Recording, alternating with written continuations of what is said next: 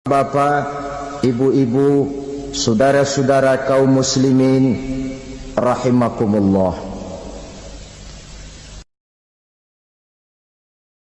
Di dalam kehidupan kita sebagai seorang muslim, minimal 5 kali dalam sehari semalam kita mendengar seruan untuk mendirikan solat yang disebut azan. Ada kalimat menarik di dalam kalimat azan itu, yakni seruan hayya 'alal falah, marilah menuju kepada keberuntungan, marilah meraih kemenangan. Seruan ini adalah kecenderungan dari setiap manusia, apapun warna kulitnya. Artinya, setiap orang dalam hidup selalu ingin meraih dan mencari kemenangan. Kemenangan akan melahirkan kepuasan batin, dan kepuasan batin memberikan kebahagiaan. Sedangkan kekalahan melahirkan penderitaan batin, dan penderitaan batin menjerumuskan seseorang di dalam berbagai bentuk kerugian. Jikalau inilah seruan azan, maka masalahnya ialah apa yang menyebabkan kita meraih kemenangan. Al-Quranul Karim memberikan tuntunan dan ajaran kepada kita bahwa orang-orang yang memperoleh kemenangan itu tidak lain adalah orang-orang yang bertakwa. Hanyalah mereka yang bertakwa kepada Allah Subhanahu wa ta'ala pada akhirnya akan tampil sebagai pemenang. Lalu siapa orang yang bertakwa itu? Dijelaskan dalam awal-awal Al-Baqarah, orang yang bertakwa yang akan meraih kemenangan. Pertama, alladzina yu'minuna bil ghaib, yaitu orang-orang yang beriman kepada yang gaib. Percaya bahwa ada alam yang gaib, alam yang abstrak, alam yang tidak bisa dijangkau oleh salah satu daripada panca indera kita. Mereka percaya dan beriman kepada adanya malaikat, beriman kepada adanya iblis dan jin, beriman kepada adanya alam kubur, beriman kepada adanya alam mahsyar, beriman kepada adanya alam akhirat, beriman kepada adanya surga dan neraka. Beriman bukan cuma sekedar beriman dalam ucapan bibir saja, tetapi beriman yang nilai iman itu mampu mewarnai gerak dan gaya hidupnya. Iman yang meresap sampai ke tulang sumsum, kemudian memberikan dampak positif di dalam kehidupan manusia. Alam, kita tahu, adalah sesuatu yang selain Allah, dan Allah bukanlah alam. Apapun namanya selain daripada Allah, itu adalah alam. Alam pada hakikatnya terbagi menjadi dua. Ada alam syahadah, alam nyata, alam konkret, alam yang bisa dijangkau oleh salah satu indera kita. Kemudian ada alam ghaib, alam yang tidak bisa dijangkau oleh panca indera kita, alam metafisika, alam abstrak, alam yang wajib kita imani keberadaannya. Kita percaya bahwa malaikat itu ada. Kita percaya kepada jin, bahwa jin itu ada. Kita percaya kepada adanya iblis dan setan. Bukan percaya kepada iblis dan setannya, percaya bahwa iblis dan setan itu ada. Itu termasuk salah satu daripada sifat orang yang bertakwa kepada Allah. Saudara-saudara kaum muslimin rahimakumullah, kecenderungan pembangunan yang lebih bersifat materialistis biasanya menggeser aspek kehidupan rohani. Orang berpikir empiri, dan dalam pola pikir yang demikian, maka alam gaib tidak lagi mendapat perhatian. Aspek kehidupan yang bersifat rohaniah malah mulai ditinggalkan. Akibatnya terjadilah kepincangan di dalam kehidupan kita. Pernah ada satu pengalaman pribadi dalam perjalanan kembali ke tanah air. Dalam pesawat di sebelah kanan saya duduklah seorang Jerman namanya Heiner Simonsen. Iseng saya ajak kenalan, saya ajak ngobrol, saya tanya dia. Saya bilang, Mas Heiner ini, kalau pesawat yang kita tumpangi ini jatuh ke bawah, kira-kira apa yang bakal terjadi, Mas? Dia bilang, kita semua akan mati. Begitu? Iya. Oke. Apa itu mati? Tanya saya. Dia bilang, untuk tahu apa itu mati, kita harus tahu lebih dahulu apa itu hidup. Saya pikir nih bule bisa ngomong juga. Baiklah kata saya. Apa hidup menurut Anda itu? Oh, hidup itu dia bilang, kalau seluruh anggota badan kita bekerja secara normal, paru-paru memompa darah secara normal, jantung berdetak secara normal, sel-sel tubuh bekerja secara fit, dan organisme tubuh hanya mau bekerja secara normal, dia bilang, kalau kita memberi makan yang cukup, menu yang teratur, dan gizi yang lengkap. Saya bilang, kesimpulannya apa, Ner? Dia jawab, hidup adalah dari tangan ke mulut. Life is from the hand to the mouth, kata dia. Hidup adalah dari tangan ke mulut. Jadi masalah hidup tidak lebih daripada masalah isi perut. Orang pergi pagi, pulang sore, peras keringat, banting tulang, perut yang dibelain. Saya bilang, you are wrong. Sampean salah, Ner. Kamu orang Islam bukan? Bukan. Pantas. Kenapa saya salah? Dia bilang, ya jelas salah. Salahnya di mana? Kamu ini manusia. Kalau hidup cuma dari tangan ke mulut, saya bilang, kambing di kampung saya juga begitu pikirannya, Ner. Itu kambing di kampung saya, asal perutnya kenyang, sudah hidup dia. Perkara besok bagaimana, lusa prospeknya macam mana, bulan depan ada apa, kambing nggak pernah mikir. Di kampung saya kambing juga pikirannya begitu. Kamu Kristen ya? Tadinya. Loh kok tadinya, lalu apa sekarang kamu ini? Dia bilang, sekarang saya netral.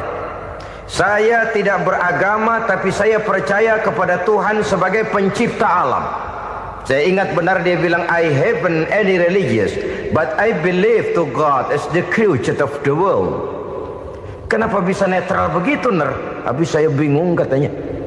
Islam bilang Islam baik, Kristen bilang Kristen baik, Hindu Buddha bilang Hindu Buddha baik, semua agama baik. Saya netral sekalian, nggak beragama. Yang penting saya percaya kepada Tuhan. Saya bilang, Ner, kamu ini kayak orang mau beli celana, lalu bingung. Yang satu bilang Levi's bagus, yang satu bilang Blue Jean hebat, yang satu bilang Wool England hebat. Celana ini hebat, celana itu bagus, celana ini hebat. Semua celana bagus, kamu bingung. Akhirnya netral, tidak pakai celana. Itu juga salah.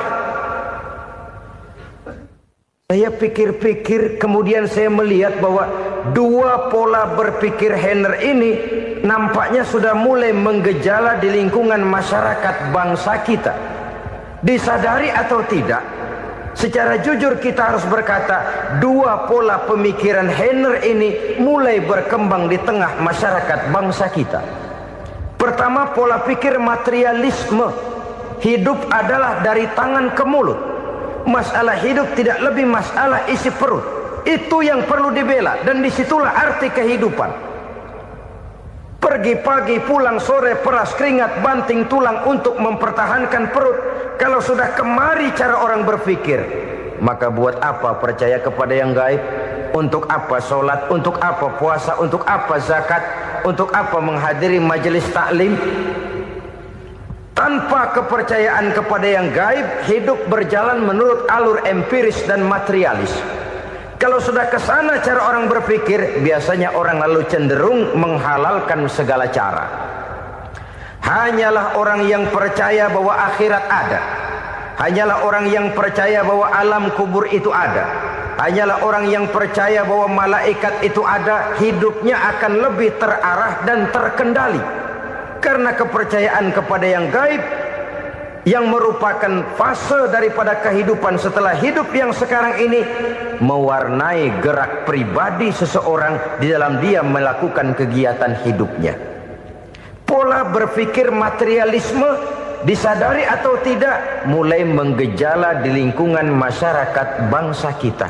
Hidup tidak lebih dari urusan tangan ke mulut, mulut ke tangan, tangan ke mulut. Asal perut sudah kenyang, hiduplah sudah. Perkara bagaimana prospek hari yang akan datang, bagaimana akhirat, tidak jadi persoalan. Ini yang oleh Nabi diperingatkan, ad-dunya sijnul mu'min wa jannatul kafir. Dunia adalah penjara bagi orang beriman dan surga bagi orang kafir. Dulu di zaman Belanda hadis ini pernah disalah tafsirkan, disalah artikan, digunakan sebagai senjata untuk mengkebiri dan membuat impoten umat Islam. Sudahlah umat Islam gak usah macam-macam, kata Belanda. Dunia ini kan penjara buat orang Islam, surga buat orang kafir. Di penjara jangan bertingkah.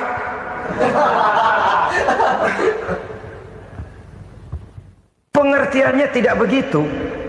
Dunia adalah penjara bagi orang mukmin. Artinya dalam kehidupan dunia seorang mukmin tidak bebas memperturutkan hawa nafsunya.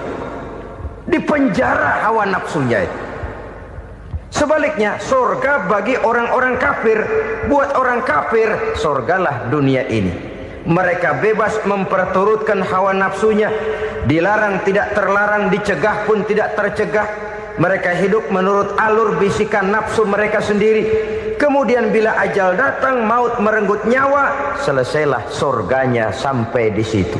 Maka bagi orang-orang yang tidak percaya kepada adanya akhirat, kepada adanya alam gaib, surganya sebatas umurnya. Sekali lagi, surganya sebatas umurnya. Bila umur selesai, ajal pun datang merenggut nyawa, selesailah sudah surganya sampai di situ. Alangkah pendeknya perjalanan orang-orang yang tidak percaya kepada alam gaib ini. Bagi kita mukmin, jikalau kita mampu memenjarakan hawa nafsu, kita bisa bahagia di dunia ini. Dan Islam memang tidak menyuruh kita sengsara di dunia. Raih dunia, kejar dunia, gapai dunia sebagai alat untuk mencapai kebahagiaan di akhirat nanti. Hidup adalah satu perjalanan panjang yang terbentang sejak kita terlahir dari alam rahim sampai kepada alam akhirat nanti. Andai kata kita gagal meraih kebahagiaan di dunia, toh kita masih punya akhirat. Tapi jangan jadi dalil yang melemahkan semangat. Biarin dah kita di dunia kebelangsak, yang penting akhirat. Akhirnya dunia benar-benar kebelangsak. Bagaimana dunia ini bisa kita raih, dan bagaimana meraih dunia untuk menunjang kepentingan akhirat nanti. Yang kedua, dari pikiran Heiner yang saya lihat menggejala di lingkungan masyarakat bangsa kita, timbulnya manusia-manusia netral. Seolah-olah Tuhan yes, agama no. Sama Tuhan percaya, agama ogah. Tuhan ngangguk, giliran agama godeng. Padahal hampir dalam setiap ayat dalam Quran, kata-kata amanu biasanya bergandeng dengan wa amilus sholihat. Iman dan amal soleh. Ini sebagai isyarat Tuhan dan agama jangan pernah dipisah-pisah. Apabila kita bertuhan, maka kita harus beragama. Apabila kita beragama, maka agama itu harus bersumberkan dari Tuhan yang kita imani itu. Tidak mungkin kita pisah, Tuhan yes, agama no. Sama Tuhan percaya tapi agama bikin sendiri. Sembayangnya cukup bengong 2 jam madep ngulon.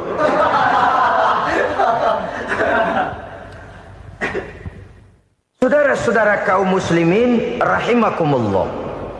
Jadi dengan demikian, agama yang kita akui merupakan unsur mutlak di dalam pembangunan sekarang ini, merupakan bagian dari kehidupan yang menuntun kita bahwa di balik alam nyata ini, di balik alam syahadah ini ada alam gaib.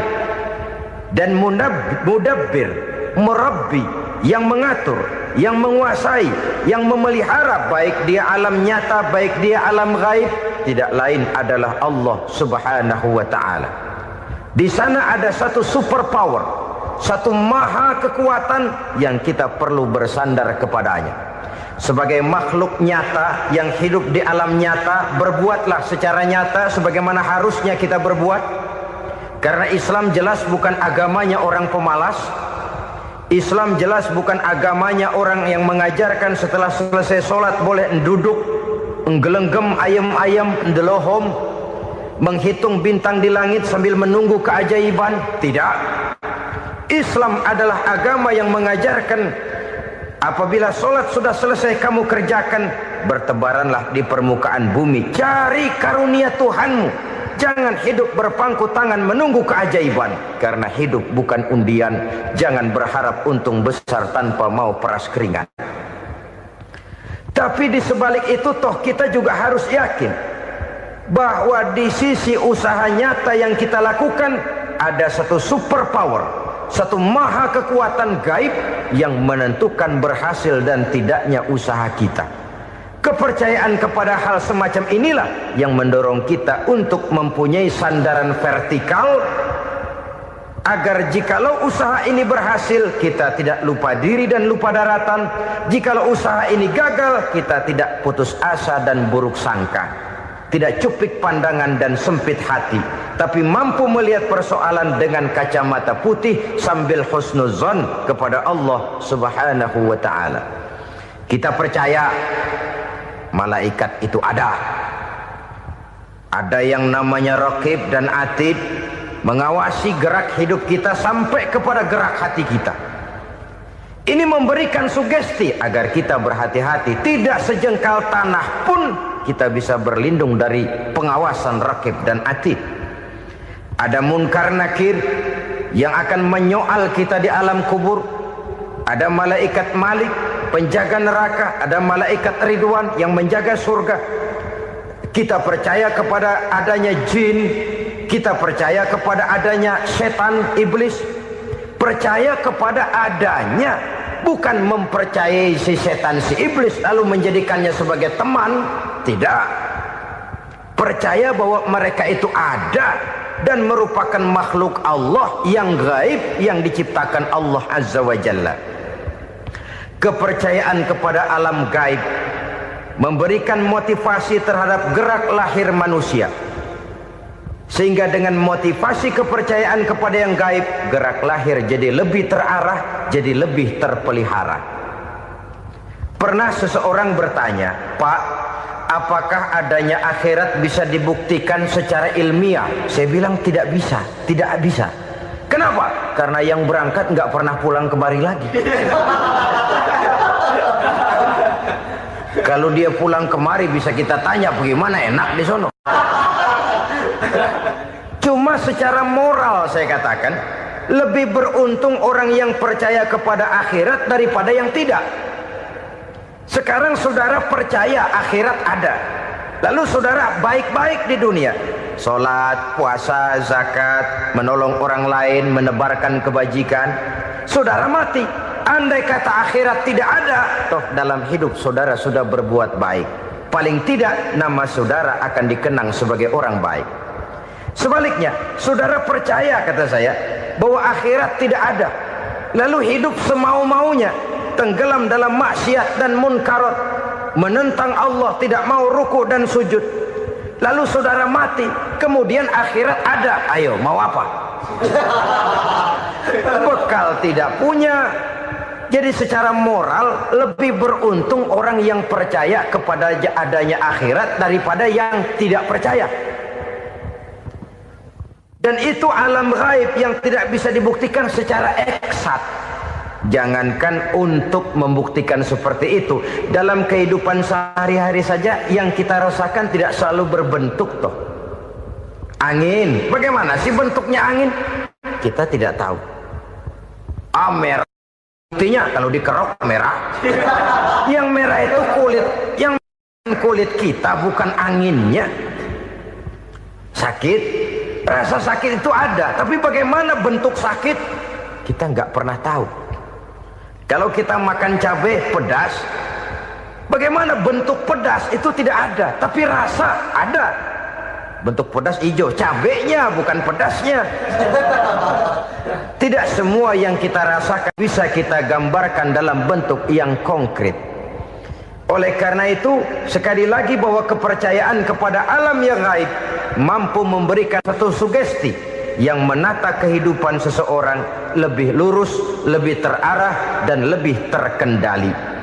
Maka wajar kalau kepercayaan kepada yang gaib mengantarkan seseorang untuk meraih kemenangan. Kenapa? Dia percaya kepada yang gaib, bahwa akhirat ada, bahwa alam kubur ada, bahwa pertanggungan jawab itu ada. Maka dia lalu tidak hidup saenae udele dewe, itu loh. Tidak hidup menurut seleranya sendiri, terarah, teratur. Ini cirinya yang pertama. Orang bertakwa yang akan meraih kemenangan, mereka beriman, mereka percaya kepada yang gaib. Bahkan hal-hal konkret saja selalu berangkat dari yang gaib. Saudara-saudara, para remaja, para pemuda sekarang ini tidak pernah tahu toh siapa yang akan jadi teman hidup saudara. Kita bisa saja ngerancang, mentargetkan, tapi toh akhirnya yang namanya jodoh bukan kekuasaan kita. Rezeki di luar kemampuan kita. Begitu juga ajal. Maut, jodoh, ajal adalah contoh-contoh konkret bahwa pada akhirnya yang gaiblah yang menentukan. Bertahun-tahun ngelancong, emang jodoh seret, nggak jadi.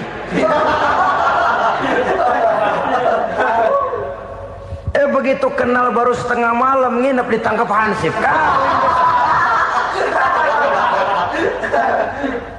Hal-hal semacam itu kadang-kadang kita berpikir suuzon, gilet, perempuannya cakep banget, lakinya rebek amat. Memang begitulah jodohnya. Memang begitulah jodohnya. Saudara hadirin ma'asyiral muslimin yang saya hormati, jadi hal-hal yang konkret saja kita yakini sepenuhnya ditentukan oleh satu superpower yang gaib itu tadi. Dari sanalah segala ketentuan itu berangkat dan kesanalah segalanya akan kembali. Maka kepercayaan kepada yang gaib meluruskan gerak hidup seseorang dan itu akan mengantarkan dia kepada meraih kemenangan. Satu. Yang kedua, wa yuqimuna shalah. Orang bertakwa yang akan meraih kemenangan itu adalah orang-orang yang mendirikan sholat. Kenapa sholat mengantarkan orang untuk meraih kemenangan? Yang jelas, inna sholata tanha anil fahsya'i wal munkar. Sholat mampu mencegah manusia dari perbuatan keji dan munkar. Banyak filsafat hidup yang terkandung di dalam sholat ini. Sejak kita wudhu sampai kita menghadap ke arah kiblat, sampai kita melakukan gerak-gerak sholat, bacaan-bacaan yang ada di dalam sholat, lalu sampai kepada mengucapkan salam. Banyak filsafat hidup yang terkandung di dalam sholat. Umpamanya saja, setelah takbiratul ihram mulai kita dengan sholat dalam posisi berdiri, diajarkan dalam kitab-kitab fikih agar kita melihat ke arah tempat sujud. Ini kan filsafat kehidupan. Kalau kamu sholat dalam posisi berdiri, lihat tempat sujud. Jangan sholat mata jelalatan, sebab nanti bisa mengurangi kekhusyuan. Jadi wajar kalau yang dikatakan bahwa yang paling afdol adalah shaf yang di depan. Kenapa? Secara harfiah pengertiannya akan lebih mengundang kekhusyuan. Kenapa? Kalau kita di shaf paling depan di masjid umpamanya paling banter kita lihat tembok. Tapi kalau kita shaf di tengah atau di belakang, orang-orang di depan kita pun akan kelihatan. Yang bajunya loreng, yang bajunya genggang, yang bajunya macam-macam. Kita lihat, kadang-kadang kita pikirin, ada yang bajunya bolong. Kita sholat tapi dalam hati, nih orang bajunya robek yang nggak tahu apa. Ada saja hal-hal yang mengusik kekhusyuan kita. Oleh sebab itu diajarkan dalam posisi berdiri, lihat, arahkan pandangan matamu kepada tempat sujud. Ini kan filsafat kehidupan. Maksudnya apa? Kalau lagi diri lihat dong tempat sujud. Kalau udah di atas ingat dong sama yang bawah. Kalau sudah tinggi ingat dong dari mana kamu berangkat. Kalau sudah berkuasa bantu dong yang lemah. Kalau sudah kaya santuni dong yang miskin. Kalau sudah alim bimbing dong yang awam. Ini filsafat kehidupan. Dalam posisi berdiri kau lihat tempat sujud. Ini akan melahirkan kepekaan sosial di mana seseorang mau tahu kepada orang lainnya. Bagaimanapun kaya kita, tinggi pangkat dan jabatan kita, jikalau hidup hanya untuk kepentingan perut sendiri saja, rasanya belum membawa manfaat di dalam kehidupan kita. Tapi efek yang tertinggi sesungguhnya, solat mencegah manusia dari perbuatan keji dan munkar. Perbuatan keji dan munkar walaupun kelihatannya mendatangkan uang, membawa keuntungan, tapi itu keuntungan semu, keuntungan sementara. Dengan menipu orang lain kita bisa dapat untung, tapi tidak membawa berkah. Dan itu adalah kerugian besar dalam kehidupan kita. Maka untuk meraih kemenangan harus dimulai dengan membentuk kepribadian yang tegar, memiliki sandaran vertikal yang langsung kepada Allah Subhanahu wa ta'ala. Dan itu hanya bisa kita tempuh melalui jalur ibadah formal yang sudah ditentukan Allah, yakni solat yang 5 waktu. Untuk memperkuat itu ada solat-solat sunnah, rawatib, nawafil sebagai terminal-terminal kontrol cadangan untuk memelihara stabilitas temperatur batin di dalam kita berhubungan dengan zat yang maha gaib, yaitu Allah Subhanahu wa ta'ala. Orang sering bertanya, Pak, itu tetangga saya nggak sholat, duitnya nggak habis-habis, Pak. Nggak sholat tapi mobilnya tambah terus. Nggak sholat tapi usahanya makin maju. Tapi di sisi lain ada orang yang rajin sholat, rezekinya butak bener. Anaknya mana kurus, mana korengan. Saudara hadirin ma'asyiral muslimin rahimakumullah. Harus saya katakan bahwa solat memang bukan untuk cari duit. Solat adalah sandaran vertikal kita kepada Allah. Sedangkan soal rezeki itu berkaitan dengan sifat Allah maha pengasih dan maha penyayang. Allah maha pengasih, siapapun dikasih kalau mau usaha. Allah maha penyayang, tidak semua orang disayang oleh Allah Azza wa Jalla. Dan belum tentu banyak harta itu merupakan nikmat. Mungkin juga istidraj. Artinya istidraj itu dikasih tapi diambulin, kalau bahasa Betawinya itu. Dikasih tapi diambulin, itu bukan merupakan nikmat sesungguhnya, lebih merupakan azab dari Allah Subhanahu wa ta'ala.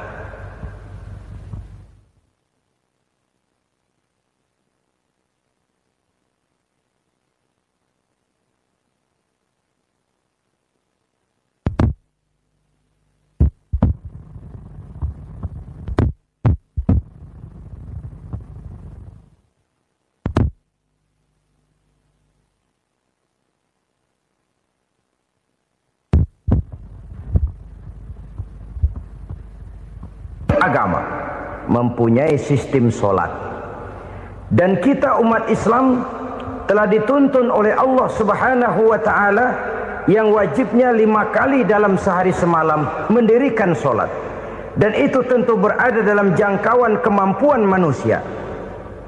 Pada awalnya barangkali kita memang merasa solat itu satu kewajiban, tapi semakin kita hayati makna, manfaat dan filsafat yang terkandung di dalam ajaran solat, semakin sampai kita kepada keyakinan bahwa solat adalah keperluan kita. Sehingga pada waktu tertentu dinilai puncaknya, kita tidak lagi akan berkata saya wajib solat, tapi kita akan berkata saya perlu solat. Kalau kita sudah merasakan itu adalah keperluan kita, nah di sanalah kita baru akan merasakan ruginya kalau hal itu tidak kita laksanakan. Sepanjang kita masih berkata saya wajib sholat, kita akan lebih merasakan dia sebagai beban ketimbang sebagai keperluan. Yang jelas Allah tidak memerlukan ibadah yang kita laksanakan ini. Dengan kata lain, andai kata satu dunia penuh ini orang tidak ada yang sholat satu pun, Allah tidak akan turun dari jabatan Tuhan. Jangan lalu berpikir kalau kita ngambek se-RW kagak sembahyang Tuhan tekor kali ini ya. Tentu tidak. Itu perlunya kita, bukan perlunya Allah. Dan pada induknya kita akan berkata, saya perlu agama. Kalau secara induk kita sudah memerlukan agama, maka konsep-konsep yang ada di dalam ajaran agama itu pun adalah juga merupakan keperluan kita. Baik dia bernama sholat, baik dia bernama puasa, baik dia bernama zakat, baik dia bernama haji, seluruhnya adalah keperluan kita. Dan sesuatu yang kita perlukan apabila tidak kita laksanakan akan melahirkan kerugian di dalam kehidupan. Jangan heran kalau kita membaca riwayat perjalanan hidup para salafus soleh, orang-orang soleh.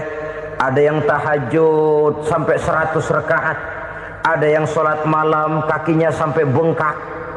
Kita sekalinya bengkak biri-biri. Ada yang sholat membaca surah dalam Al-Quran sampai khotam Quran. Kok mau? Mereka sudah merasakan itu keperluan. Itu saja soalnya. Satu saat pun jikalau kita merasa bahwa itu keperluan saya, kita pun akan melaksanakan seperti itu. Keperluan saya dalam kehidupan. Inilah yang kedua. Yang ketiga, orang bertakwa yang akan meraih kemenangan itu, wa mimma razaqnahum yunfikun. Mereka membelanjakan sebagian daripada rezeki yang diberikan Allah kepada mereka. Mereka infakkan di jalan Allah. Ada satu dialog menarik. Satu hari seorang anak muda bertemu dengan seorang kakek-kakek yang sudah dikenalnya baik. Bertanyalah anak muda ini, "Kek, umur kakek berapa tahun?" 15 tahun, kata si kakek. "Anak kakek berapa orang?" 1. "Harta kakek berapa banyak?" 15 juta. Si anak muda ini bengong. Lalu protes, "Kok kakek bohongin saya?"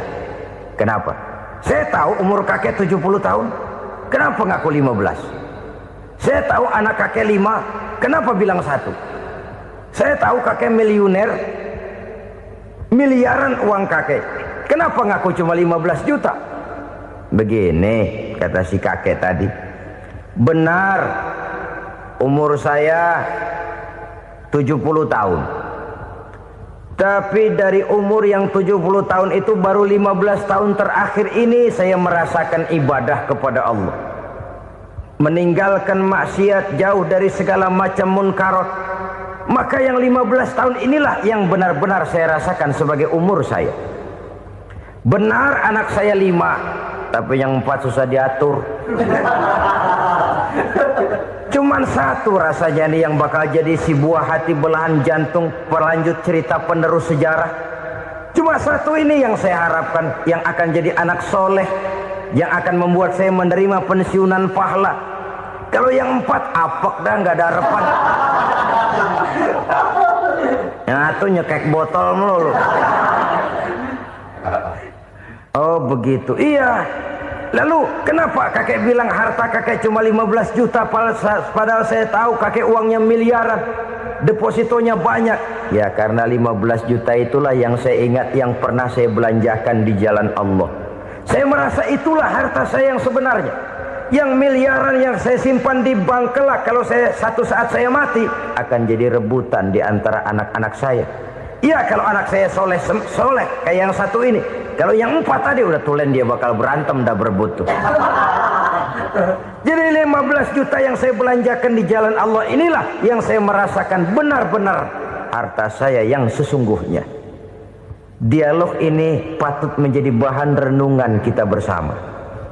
Diberikan kita umur 40, 50, 60, 70, 80. Berapa tahun dari umur yang diberikan itu yang jalan mulus, yang kita gunakan untuk melaksanakan ibadah? Banyak harta kita simpan di bank, di lemari, di dompet, di tas. Tapi berapa yang sudah kita depositokan di jalan Allah yang akan menemani kita di hari kita kembali nanti? Maka orang bertakwa yang akan meraih kemenangan, wa mimma razaqnahum yunfikun, mereka membelanjakan sebagian dari rezeki yang diberikan Allah di jalan Allah Subhanahu wa ta'ala. Ma'asyiral muslimin rahimakumullah. Zahirnya memang kita memberikan kepada orang lain, tapi hakikatnya kita menyimpan untuk diri kita sendiri. Kita memberikan kepada yatim piatu 25.000. Zahirnya kita memberikan si yatim, hakikatnya kan kita cuma nyimpan. Saya berikan, titip kepadamu, ini untuk saya di akhirat. Kau boleh belikan baju, kau boleh belikan untukmu makan, kau boleh bayarkan sekolahmu. Ini untuk saya. Hakikatnya kita nyumbang masjid 1 juta, zahirnya kita berikan kepada panitia masjid, tapi hakikatnya kan cuma titip 1 juta ya, untuk saya di alam kubur nanti. Silahkan kau boleh belikan semen, ini uang, belikan besi, belikan pasir. Saya cuma sekedar titip untuk kepentingan saya. Hakikatnya kita cuma sekedar menitip. Sebagaimanapun pada hakikatnya, apapun yang kita miliki dalam kehidupan kan cuma sekedar hak guna pakai, bukan hak milik mutlak.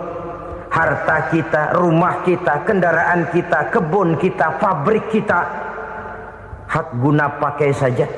Hak milik mutlak cuma untuk Allah Subhanahu wa ta'ala. Saudara-saudara kaum muslimin rahimakumullah. Ini yang ketiga. Kemudian yang keempat, orang-orang bertakwa yang akan meraih kemenangan, allazina yu'minuna bima unzila ilaika. Mereka yang beriman, mereka yang percaya kepada apa yang telah diturunkan kepadamu Muhammad, ay Al-Quran, yakni Al-Quranul Karim. Setelah percaya kepada yang gaib, mendirikan solat, kemudian menginfakkan sebagian dari rezeki yang diberikan Allah, mereka juga lalu percaya kepada yang diturunkan terhadap Nabi, yaitu tidak lain Al-Quranul Karim. Sekali lagi di sini, percaya bukan hanya sekedar percaya saja, tetapi percaya lalu menjadikan Al-Quran itu sebagai pedoman hidup. Sebab memang Al-Quran itu adalah GBHM, garis-garis besar haluan muslim. Apa yang harus kita lakukan, apa yang harus tidak kita lakukan, bagaimana mestinya kita bertingkah laku dan berbuat, seluruhnya tercantum di dalam Al-Quranul Karim. Itu sebabnya ketika satu hari Aisyah ditanya bagaimana akhlak Rasul, beliau menjawab, kana Rasulullah sallallahu alaihi wasallam khuluquhul Quran. Akhlak daripada Rasulullah tidak lain adalah Al-Quran. Jawaban simpel ini memberikan gambaran bahwa keseluruhan daripada konsepsi Quran sudah diterjemahkan dalam kehidupan Rasulullah sallallahu alaihi wasallam. Karena kita tahu akhlak adalah keseluruhan dari gerak hidup manusia. Sejak ia berpribadi, berumah tangga, bertetangga, bermasyarakat, sampai kepada berbangsa dan bernegara, Al-Quran tetap memberikan sentuhan nilainya. Oleh karenanya, orang-orang yang bertakwa adalah orang-orang yang menjadikan Al-Quran sebagai pedoman dalam kehidupannya. Dan kita yakini Al-Quran diturunkan kepada Nabi Muhammad bukan merupakan produk Nabi Muhammad. Isi dan redaksinya langsung dari Allah Subhanahu wa ta'ala. Kemudian cirinya yang kelima, orang bertakwa yang akan meraih kemenangan itu, wa ma unzila min qablika. Tidak hanya sekedar percaya kepada yang diturunkan terhadap Nabi Muhammad, yaitu Al-Quran, mereka juga percaya kepada apa yang pernah diturunkan kepada para nabi, kepada para rasul sebelum Nabi Muhammad. Percaya kepada adanya suhuf, percaya kepada adanya Taurat, percaya kepada adanya Injil, percaya bahwa Allah dahulunya sudah menurunkan Taurat kepada Musa, percaya bahwa Allah sudah menurunkan Injil kepada Isa, percaya Injil ada, Taurat ada, diturunkan Allah untuk Isa dan Musa, tetapi tidak wajib mengamalkannya karena kita sudah diberikan Al-Quranul Karim. Ini yang perlu saya garis bawahi. Kita percaya Allah telah menurunkan Injil dahulu kepada Isa.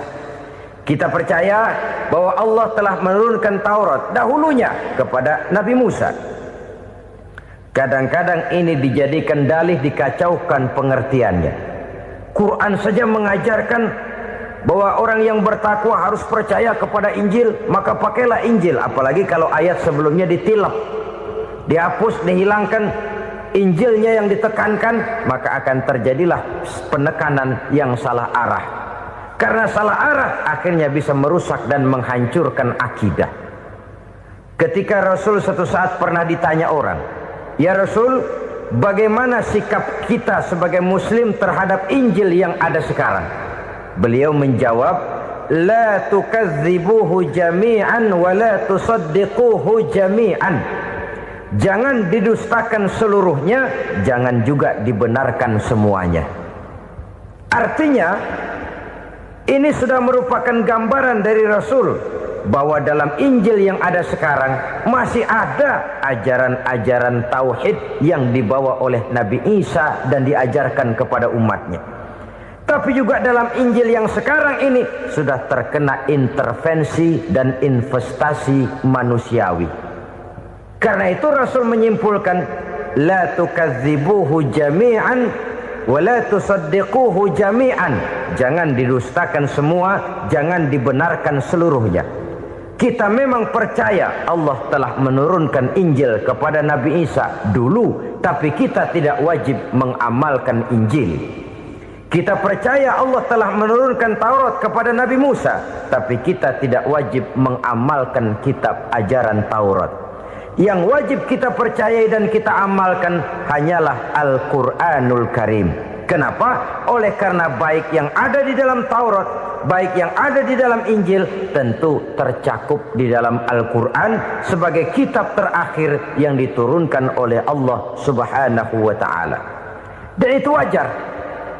Kalau seorang pejabat mau mengeluarkan satu keputusan baru, tentu dia harus meninjau keputusan-keputusan lama.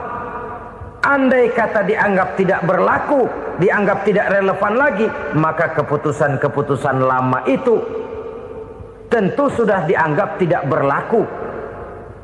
Sebagian daripada aturan-aturan dalam keputusan lama yang masih dianggap relevan tercantum dalam keputusan baru yang wajib diamalkan. Begitulah hubungannya antara Al-Quran, Taurat, Zabur, dan Injil. 4 kitab samawi yang diturunkan Allah masing-masing kepada Zabur untuk Nabi Daud, Taurat untuk Nabi Musa, dan Injil untuk Nabi Isa alaihi wassalatu wassalam. Ketiga-tiga kitab itu kita percayai adanya. Kita yakini Allah telah menurunkan Zabur, Taurat, dan Injil. Tapi kita tidak wajib mengamalkannya. Yang wajib kita mengamalkannya sekarang ini tidak lain hanyalah Al-Quranul Karim saja. Karena ia mencakup apa yang ada di dalam Zabur, apa yang ada di dalam Taurat, dan apa yang ada di dalam Injil. Keotentikannya bisa dipertanggungjawabkan. Ya, tapi kan Nabi Muhammad sudah mati 14 abad yang lalu, dan di zaman beliau Al-Quran kan belum dikodifikasikan, belum ditulis. Bagaimana keotentikannya bisa dipertanggungjawabkan? Mudah saja. Allah berjanji, inna nahnu nazzalna dzikra wa inna lahu lahafizun. Kami yang menurunkan Al-Quran dan kami yang akan menjaga dan memeliharanya. Allah turunkan Quran, Allah menjaganya. Bagaimana cara Allah menjaga Al-Quran itu? Banyaknya orang-orang yang hafaz Al-Quran. Hafaz Al-Quran 30 juz, 114 surah, 6.666 ayat. Sehingga jangankan satu kata, Jangankan satu ayat, satu kalimat saja berubah sudah akan timbul reaksi dan mudah dimengerti. Kenapa? Banyak orang-orang yang hafaz Al-Quran. Sedangkan pada setiap akhir tahun biasanya malaikat Jibril selalu mengadakan checking terhadap ayat-ayat yang diturunkan pada waktu itu. Di zaman Nabi sendiri sudah ada usaha kodifikasi.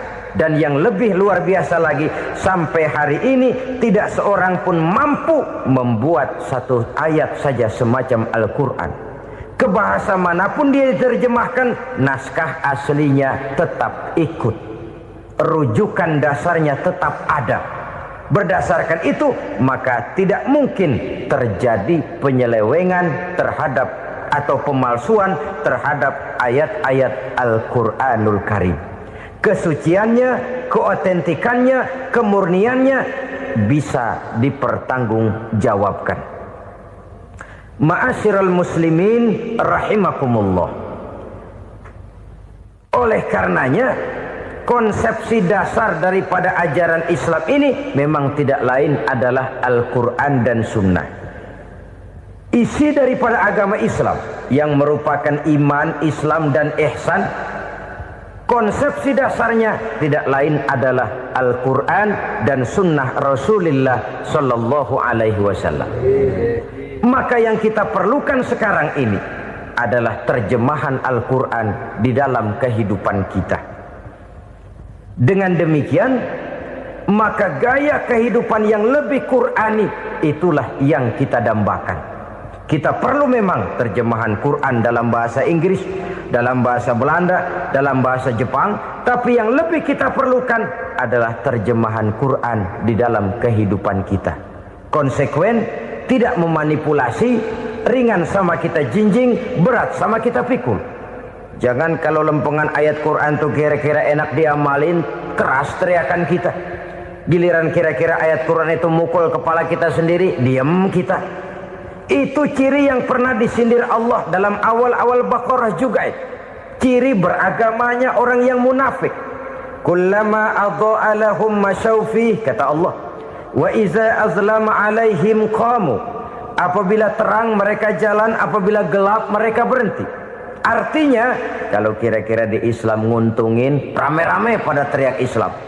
Tapi ketika diminta untuk berjuang, ketika dituntut untuk berkorban, rame-rame mengundurkan diri. Nasib agama tidak ubahnya seperti daun pisang yang dikait orang di tepi jalan lantaran tak berpayung di ketika hari hujan. Manakala hujan usailah sudah, daun itu pun dicampakkan di tepi jalan, diinjak pula orang nan lalu. Artinya, orang menjadikan agama cuma sebagai lipstick, decoration only, tidak konsekuen.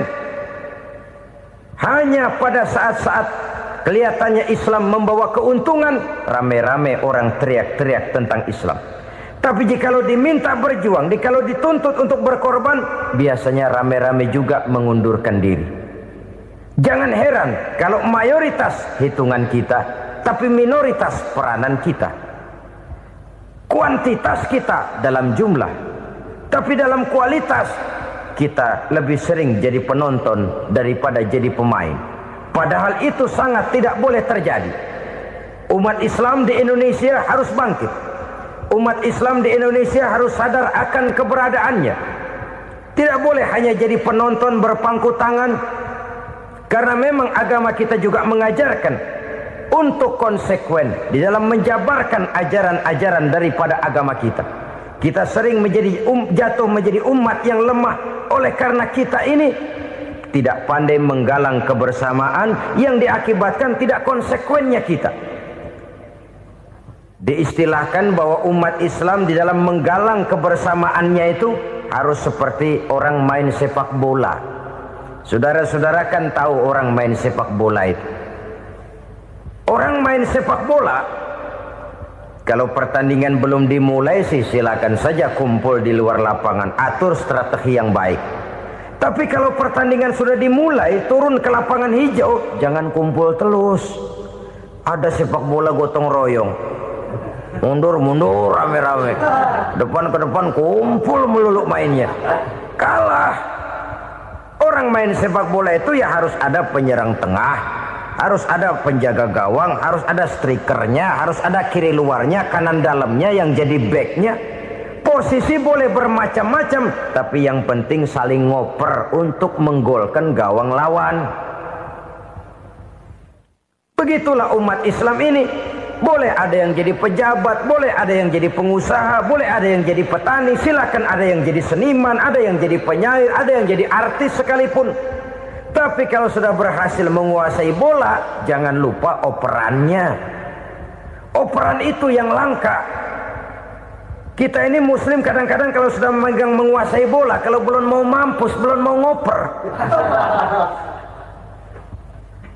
Nanti kalau sudah nggak punya bola, baru mau ngoper.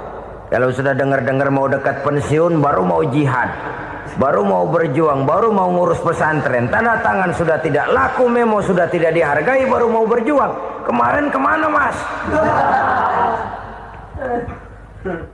Kita tidak pandai memanfaatkan posisi. Dengan kata lain, kalau kembali kepada persoalan kita, konsekuensi kita terhadap agama yang kita anut ini belum ideal. Kita masih lebih sering berislam ini pada saat-saat yang menurut perhitungan kita membawa keuntungan.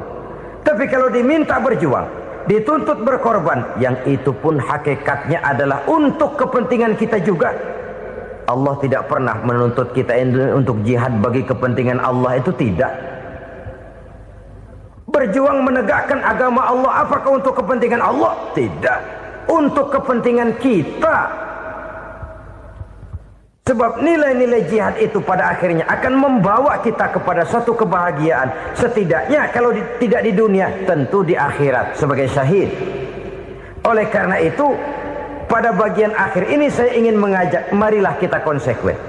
Sekali kita berkitabkan Al-Quranul Karim, mari dia kita jadikan pedoman. Jangan cuma kita jadikan sebagai penghias dinding, pelengkap rumah, bahwa di rumah kita ada Al-Quran, tapi yang baca kecoa.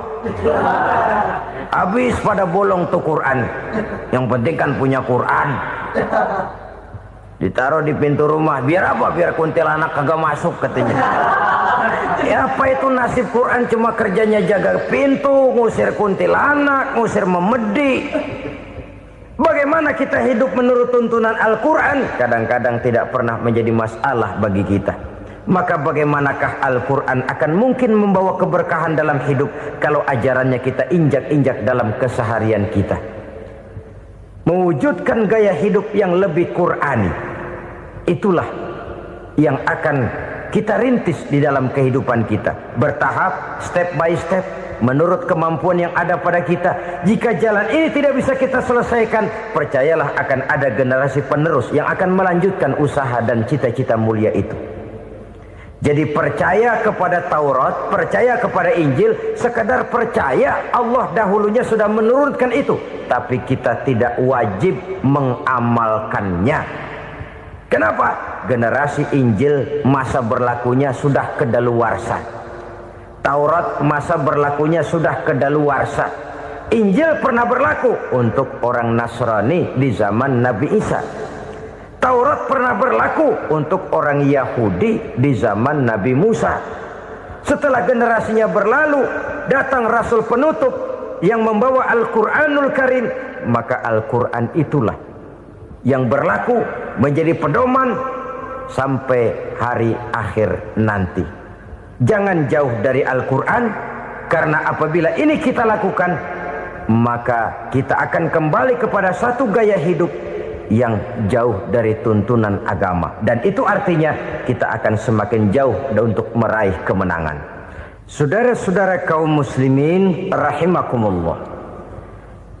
Yang keenam, yang terakhir, orang-orang bertakwa yang akan meraih kemenangan itu wabil akhirati hum yuqinun. Mereka percaya, mereka yakin seyakin-yakinnya akan adanya hari akhir, di mana seseorang akan mempertanggungjawabkan seluruh perbuatannya di dalam hidup ini. Dan tidak ada satu perbuatan yang bagaimana kecilnya sekalipun yang tersembunyi dalam pandangan manusia yang tidak akan dibukakan persoalannya di mahkamah Qadi Rabbul Jalil di akhirat nanti. Itulah sebabnya maka percaya kepada akhirat disebut secara khusus. Padahal di awal tadi sudah dijelaskan yu'minuna bil ghaib, percaya kepada alam gaib, dan alam gaib ini termasuk akhirat. Kenapa pada bagian akhir disebut lagi akhirat? Karena ternyata bahwa kepercayaan kepada adanya akhirat merupakan induk dari kepercayaan terhadap adanya malaikat, setan, jin dan lain sebagainya, dan akan lebih memberikan sugesti dalam kehidupan manusia untuk meluruskan gerak hidupnya. Jikalau satu saat tergerak hati akan berbuat kejahatan, ingin mencuri, sadarlah, awas ada akhirat. Sebab kalau kita cuma teriak awas ada polisi, itu cuma tertunda sementara, begitu polisi meleng, embat. Kalau kita ingin berbuat jahat cuma berteriak awas ada hansip, cuma sementara ke hansip itu ada. Tapi kalau ceritanya awas ada akhirat, mau menyeleweng awas ada akhirat, mau berjudi awas ada akhirat, mau mencuri awas ada akhirat. Keyakinan yang akan meluruskan gerak hidup manusia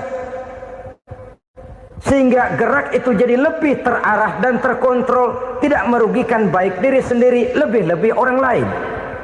Ternyata bahwa kepercayaan kepadanya adanya hari akhirat sanggup menjadi sumber daya kontrol dari kehidupan manusia, sehingga ia tidak terjebak dalam perbuatan maksiat dan munkarat.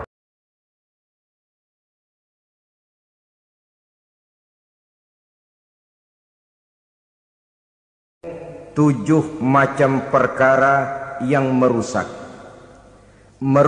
akidah dan keimanan, merusak amal perbuatan yang sudah kita kerjakan, merusak sendi-sendi kehidupan sosial, pendek kata merusak segala hal di dalam kehidupan kita. Jauhilah olehmu 7 macam perkara yang merusak. Yang pertama, asyirku billah, menyekutukan Allah subhanahu wa ta'ala. Agama dimulai dari keyakinan, maka kehancuran agama selalu dimulai dari kehancuran keyakinan, iman atau akidah yang dimiliki oleh seseorang. Dan untuk menghancurkan nilai-nilai iman yang kita miliki ini, orang rasanya tidak akan menghantam kita dengan peluru kendali. Orang tidak akan mengirimkan nuklir ke sini. Orang tidak juga akan mengirimkan satuan militernya ke sini. Untuk menghancurkan nilai-nilai iman, dibanjiri kita dengan paham-paham yang merusak dan mendangkalkan akidah.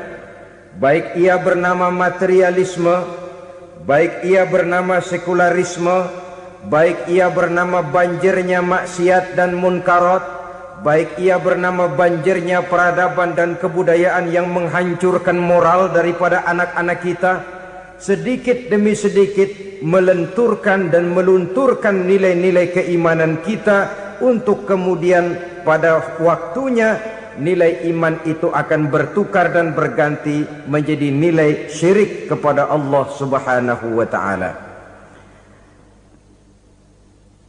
Atau pada sisi lain, menjadikan yang selain Allah sebagai tujuan akhir daripada kehidupan kita.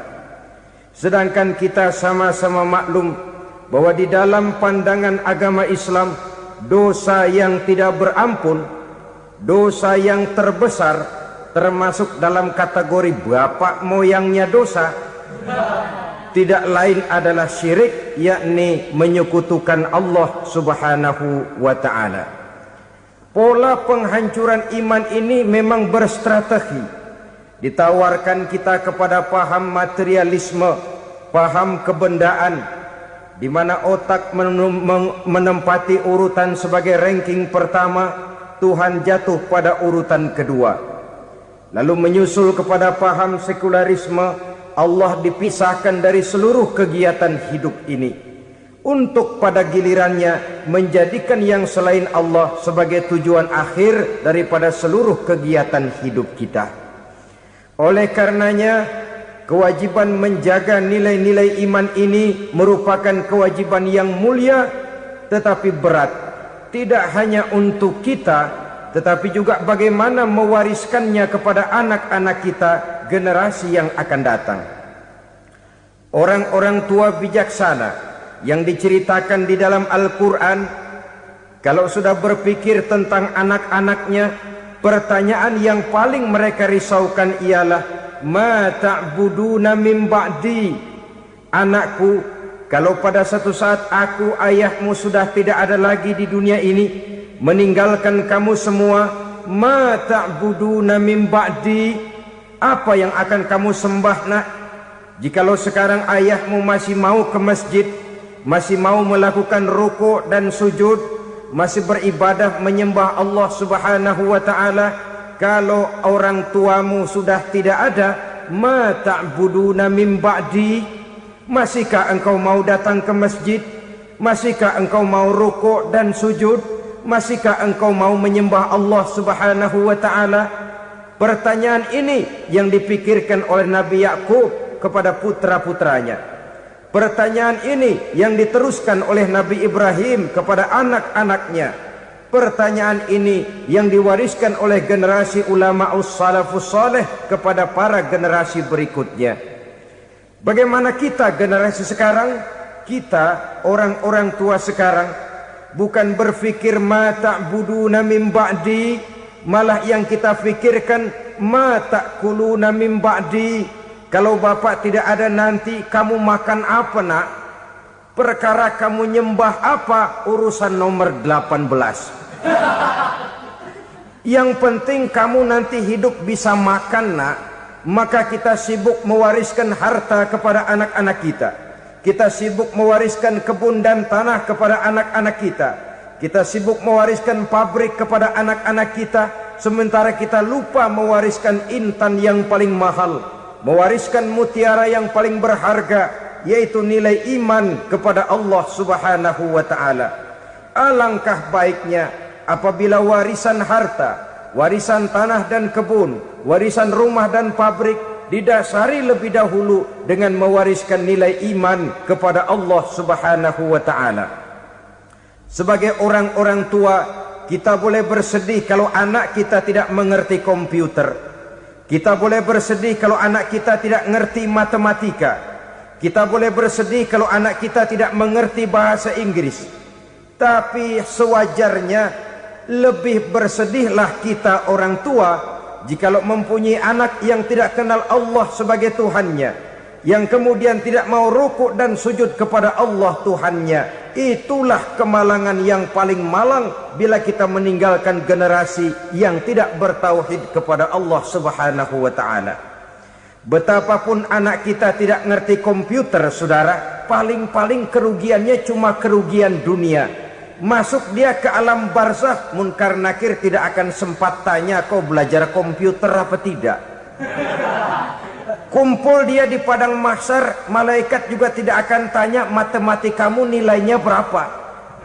Yang ditanya kau kenal Allah, kau rukuk dan sujud kepadanya, kau pernah datang ke masjid.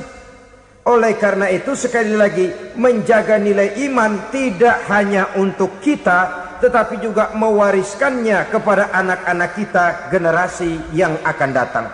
Sungguh kemalangan yang paling besar apabila kita meninggalkan anak-anak kita. Mereka kita tinggalkan lemah ekonominya, itu tidak baik. Mereka kita tinggalkan lemah otaknya, itu pun akan membuat mereka tertinggal oleh yang lain. Tapi yang paling celaka, jikalau kita tinggalkan mereka dalam kondisi lemah imannya, rapuh akidahnya, tidak baik dan tidak betul keyakinan hidupnya.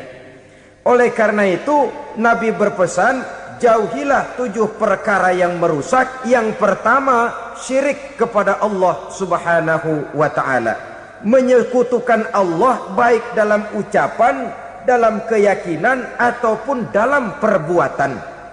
Ini perkara pertama yang termasuk 7 perusak besar di dalam kehidupan.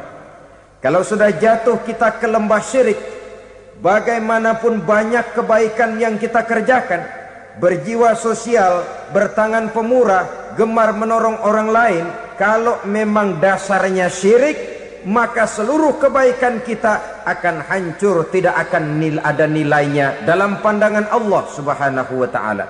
Dalam pandangan manusia, mungkin kita dicatat sebagai orang sosial, gemar menolong orang lain, tidak berpangku tangan melihat orang yang mendapat kesulitan, tapi oleh karena dasarnya syirik, dasarnya tidak mentauhidkan Allah, maka seluruh nilai kebaikan yang kita kerjakan tidak akan ada nilainya dalam pandangan Allah Subhanahu wa taala. Maka jagalah iman kita, jangan sampai dihinggapi penyakit syirik yang bagaimana kecilnya sekalipun. Sekali lagi, baik syirik dalam bentuk ucapan, syirik dalam bentuk keyakinan, sampai kepada syirik dalam bentuk perbuatan, kita berhindar kepada sifat-sifat yang sedemikian itu. Karena apa? Dalam satu ayat Quran Allah Subhanahu wa taala menjelaskan, innallaha la yaghfiru ayyushraka bih wa yaghfiru ma duna dzalika liman yasha. Allah tidak akan memberi ampun kepada orang-orang yang menyekutukannya, tapi Allah masih mau memberikan ampun kepada dosa-dosa yang selain itu bagi orang-orang yang dikehendakinya. Dosa selain syirik, apabila kita bertaubat, Allah masih mau mengampuni. Tapi kalau sudah jatuh ke tempat syirik, itu sudah dosa yang tidak berampun.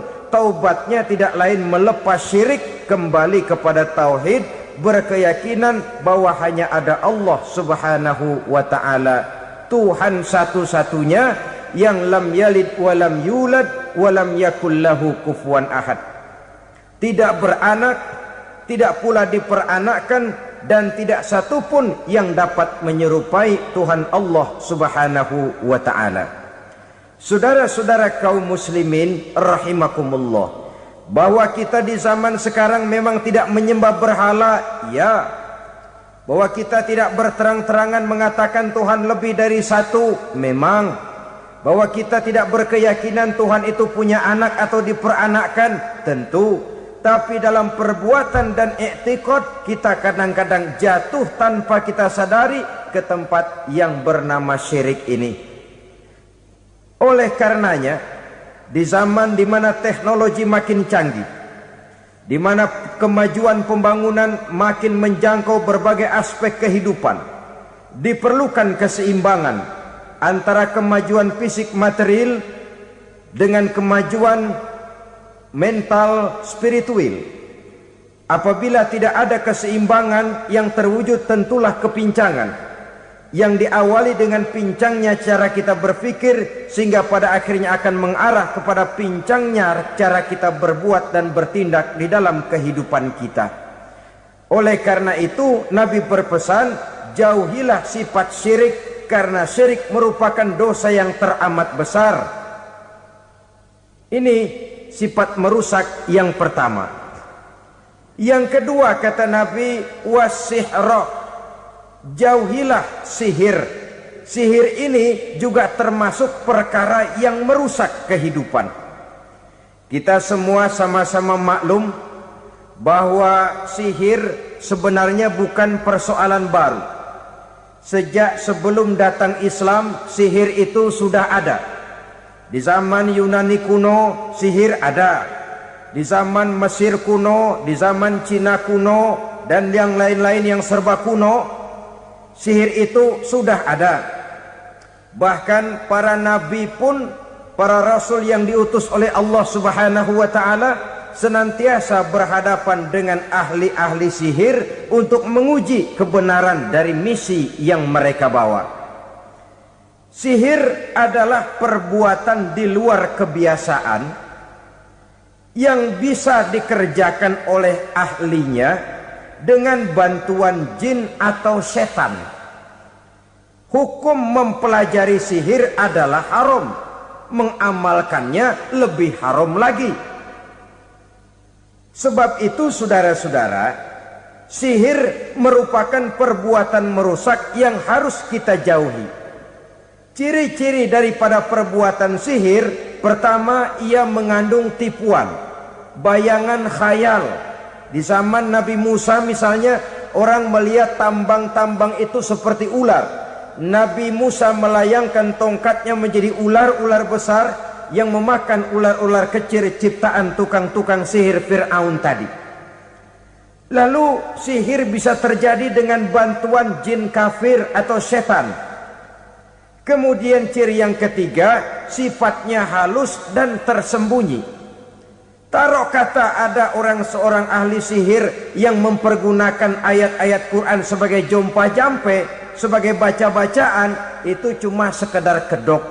Tujuannya tidak lain menjadikan agama sebagai ketok untuk membenarkan cara yang dimurkai oleh Allah Subhanahu wa ta'ala.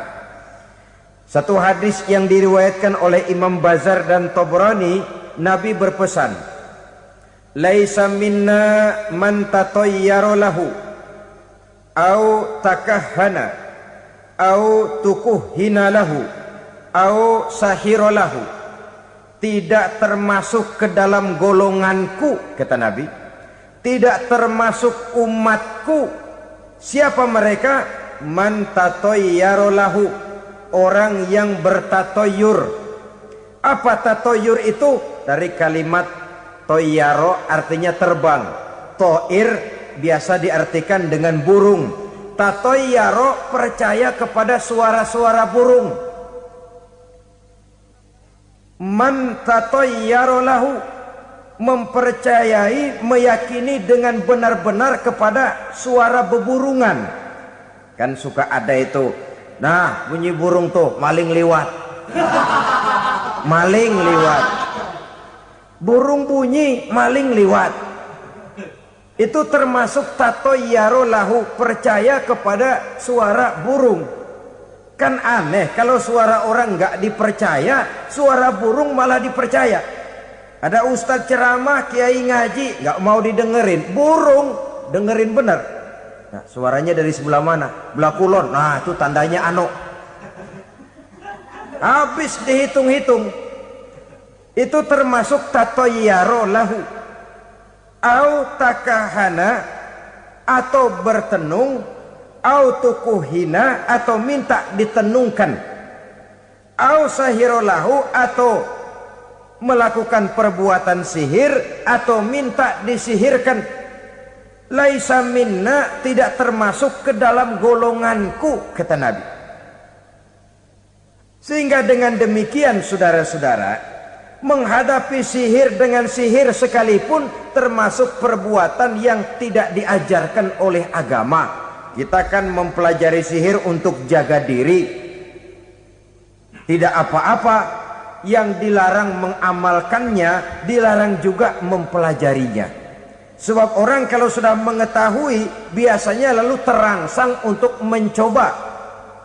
Kalau percobaannya berhasil, biasanya terangsang untuk coba lagi dan coba lagi.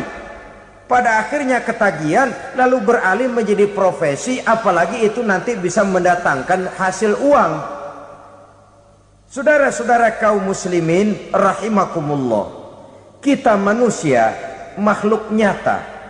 Kita hidup di alam nyata, terikat oleh sunnatullah, causality. Oleh karenanya, bagi kita keyakinan yang penuh, keikhlasan di dalam bertuhankan Allah, penyerahan diri sepenuhnya hanya kepadanya, itu sudah merupakan obat penangkal yang sangat ampuh agar kita tidak terkena penyakit-penyakit yang dibuat oleh setan dan para pembantunya.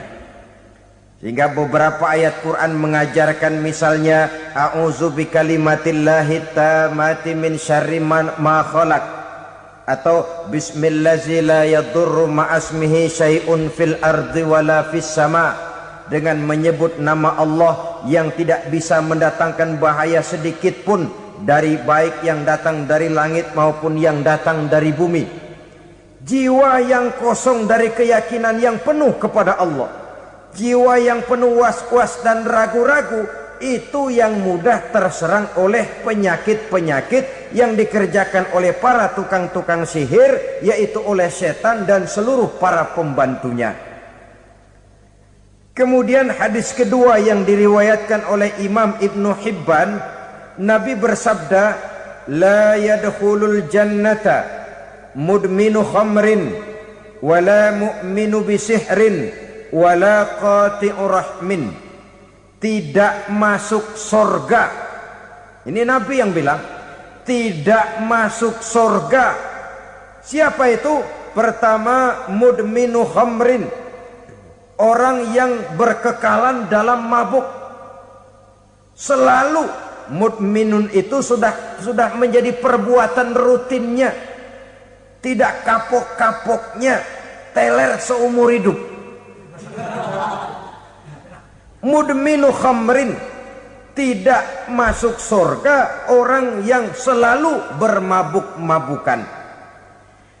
Yang kedua, wala mu'minu bisihrin, orang mukmin tapi main sihir. Ini juga oleh Nabi diperingatkan, tidak akan masuk surga orang mukmin tapi suka main sihir.